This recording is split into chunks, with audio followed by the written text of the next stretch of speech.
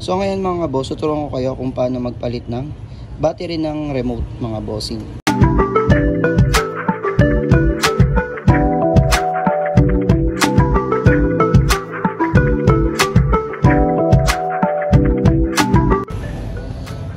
Tayo naman nga mga boss, welcome back.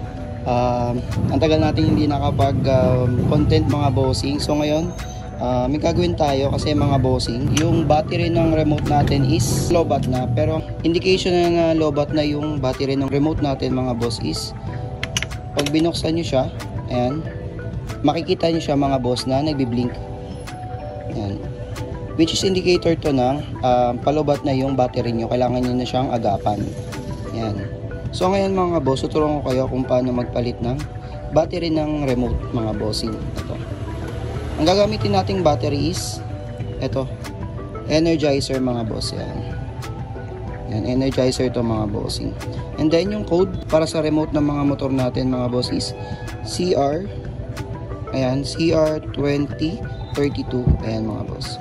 So ngayon gagawin natin is papalitan natin siya. Para mabuksan natin to mga boss, kailangan lang natin ito. Ayan. And then sungkitin nyo lang to. Ayan. Yan, patay mo natin mga boss. Ayan. So ayun mga boss, kung mapapansin nyo is medyo matagal na rin tong battery na to mga boss, since 2 years. Ayan, ngayon lang tayo magpapalit ng battery. So ngayon, para matanggal natin yan is kunin nyo lang, sikuwatin nyo lang yan. Dahan-dahan lang mga boss. Ayan, ito siya mga bossing. Ito yung standard nya, Max Cell CR2032. So ngayon papalitan natin siya ng Energizer mga bossing, which is ito mga bossing, Energizer. Palitan na natin siya. Ayun.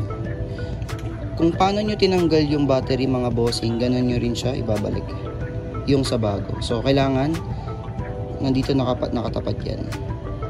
Then yan lang. Pag nakita nyo na nag-click siya, minute sa okay na siya mga bossing. So babalik nyo lang ulit. Yan. Para maibalik siya mga boss, ganyan lang siya. Yan. Plug and play lang siya mga boss. Mabilis lang siya install, madali lang. Yan. Yan. So ngayon try natin mga boss kung magkakaroon pa ng indicator light doon sa icon ng key, icon key indicator light. Yan, okay, good siya. Try natin buksan. Yan, ibig sabihin mga boss, goods na siya, wala na siyang problema sa battery. Yan. So after 2 years nakapagpalit tayo ng battery ni Mateo mga bossing, ng remote battery. Yan. So yun mga boss, kung nagustuhan nyo itong battery ng Energizer mga bossing, yan, ilalagay ko na lang ito sa yellow basket. Peace out.